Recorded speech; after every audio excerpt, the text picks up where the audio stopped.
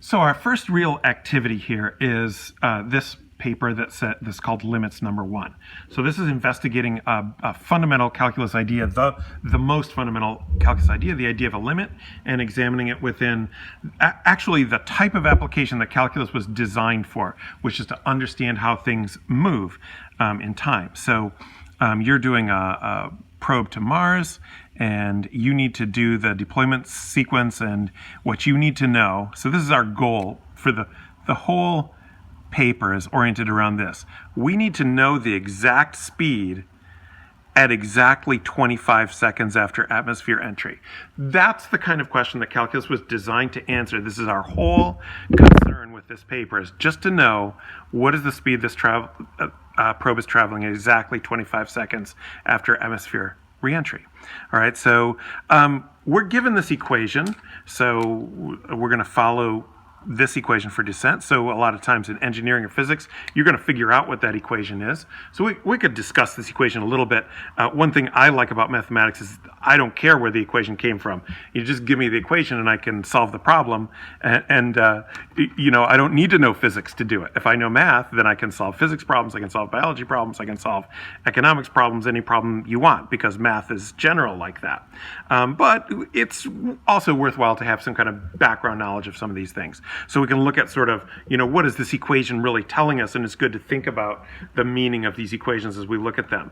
So this equation is giving the height of the probe after t seconds. So we see y of t equals constant 120,000 and then minus 1.17 t cubed. So what are these things doing to the space probe? Well, it's saying that we're starting at an altitude of 120,000. So at t equals 0, we're at 120,000 meters of altitude, and that's what that's where this equation, you know, starts to be meaningful. That's, you could think of as the domain of this equation. Then, as time increases, the altitude decreases by the cube of time. So you guys who are big physics hounds, you know that no matter what planet you're on, no matter what gravitational system you're in, a free fall descent is always going to be governed by a quadratic equation, not a cubic equation like this one. So one thing we can infer from looking at this equation, sometimes we get Gertie. How you doing, Gertie? What you say? You gonna cast shadows on my papers? You think you could solve it? I'll let Gertie go eat cat food or do some other catty. Go do cat things, cat. All right. So be forewarned, there will be frequent feline interruptions. So what this t cubed is really telling us is, for some reason, the probe is descending faster than gravity. So what we're doing here that is unrealistic is the probe is on a descent, but something is causing it to go faster than gravity. That means that what we have is a thruster that is pointed upward and is accelerating the probe toward the ground. So you can think, you know, I don't know, maybe we're performing some kind of accelerated maneuver because we're being pursued by Vogons or something and we want to lose them in the atmosphere. All right, so but those are some things we can infer just by looking at that equation. All right, now we want to use distance equals rate times time.